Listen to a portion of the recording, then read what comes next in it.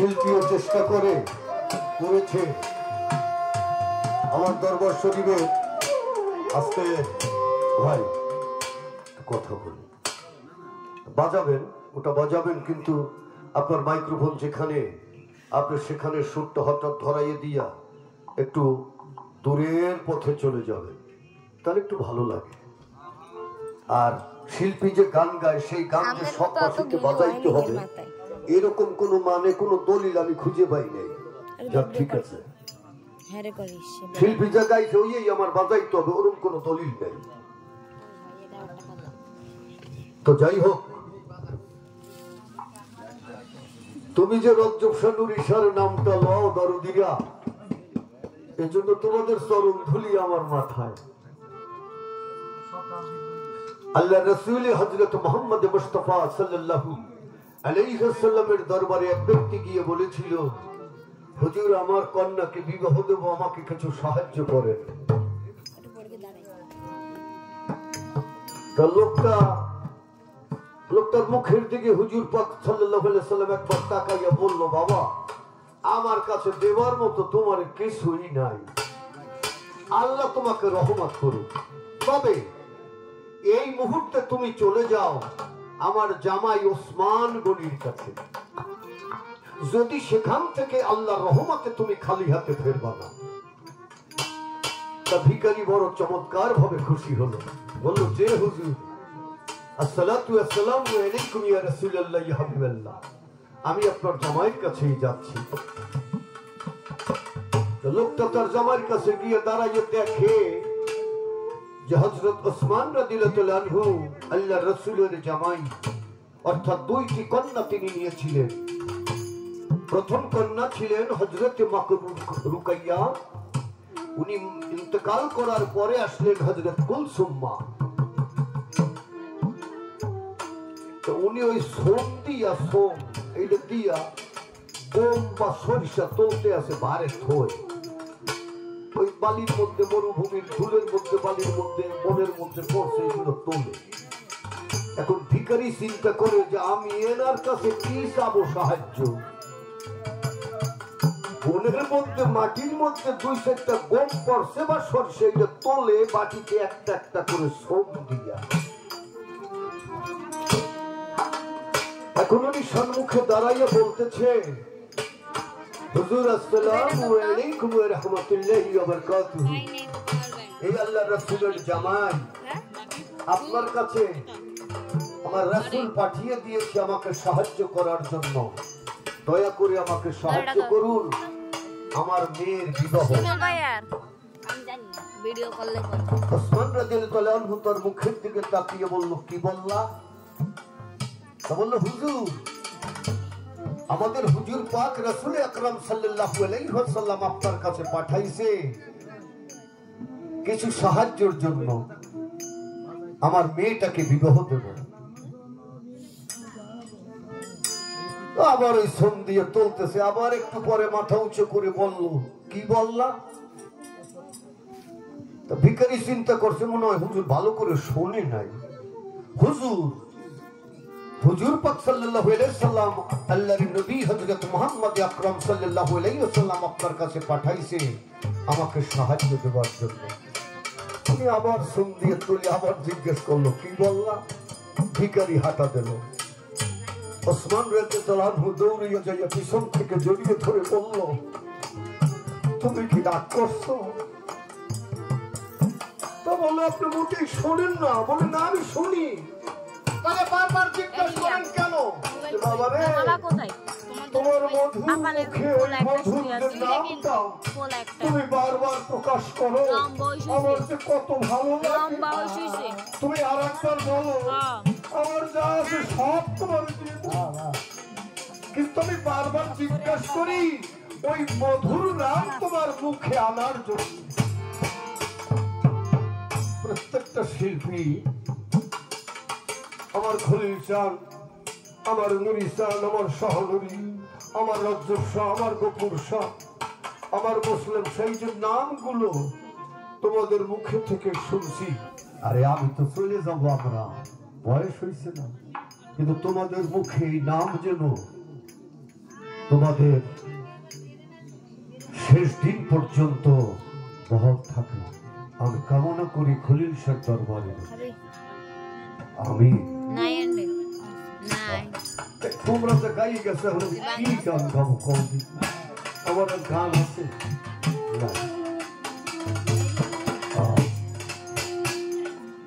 কি যাও তোমরা দয়াল খলিলের বাড়ি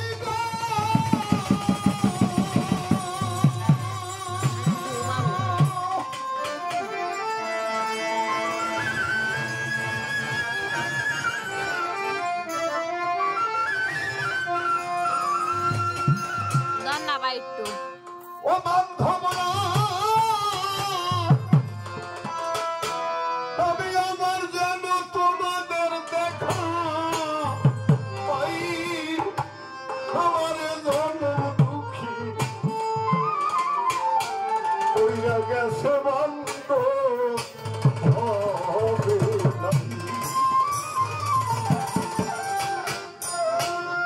খলিল সারে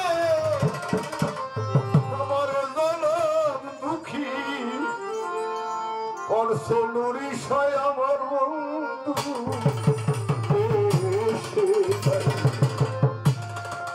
যাও তোমরা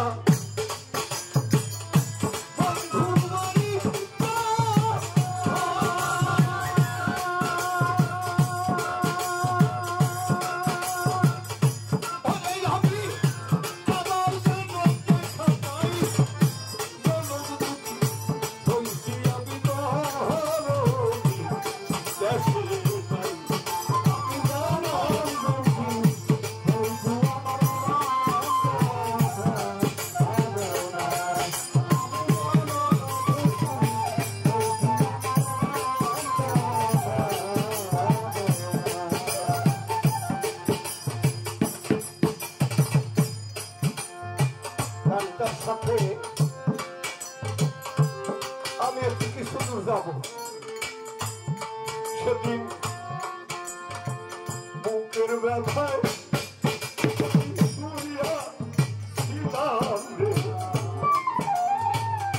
পরে আমার রাত্র 2টার পরে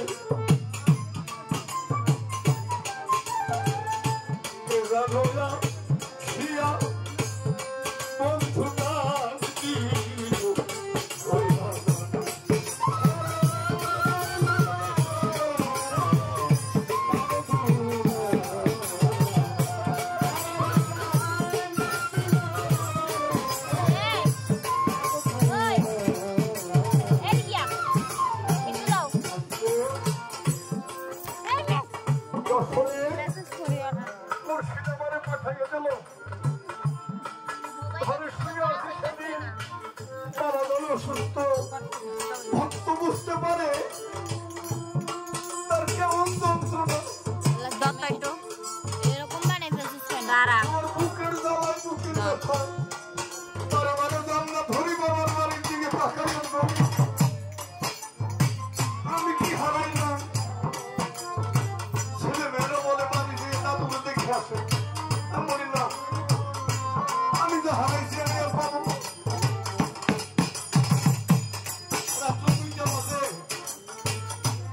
ছোট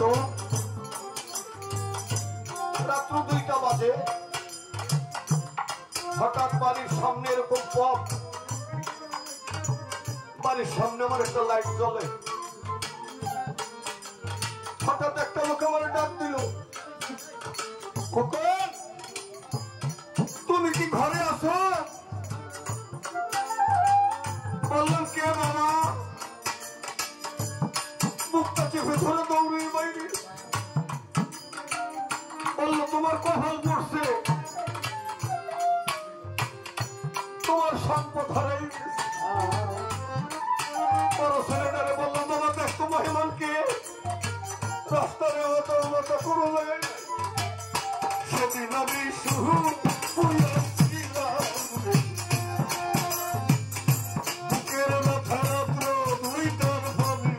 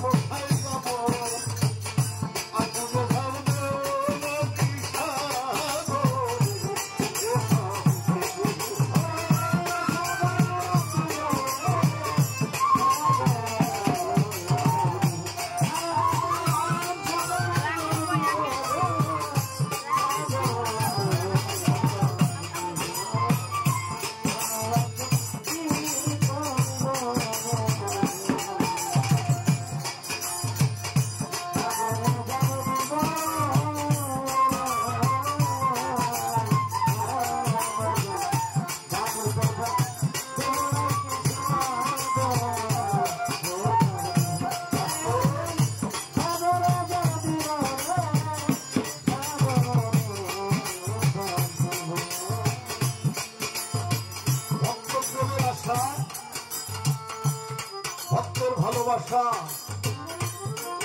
এত কেন রূপ নেয় ভক্ত কেন এত পাগল হয় নিজামুদ্দিনের সোনার শিষ্য ছিল তিনি ছিলেন কবি আমির খসরু আর তিনি বাবাজান গান শুনে পয়সা দিতে পারো নাই কাওয়ালকে তাই তার জুতা দিছে কই জানে কেডা ভগবান কাওয়াল কত বইয়ে ধরিয়ে পারবা লই আমার দিবি তোর কত টাকা লাগবে টাকা দিয়ে জুতা নিয়া মুর্শিদের বাড়ি যায় তার পায়ে পড়াবার জন্য মুর্শিদকে ভয়ে পর সমস্ত জানলা দরজা চেকপেট লাগাই দাও কেউ যেন বাড়ির মধ্যে যাইতে পারে ভক্ত কেন পাগল মুর্শিদের খেলা মজা বড় পানি পাই তোর জায়গাতে যাইতে না পারি পাইপের মধ্যে ঢুকে কেন মাথা দিল পানি বাঁচতে গেল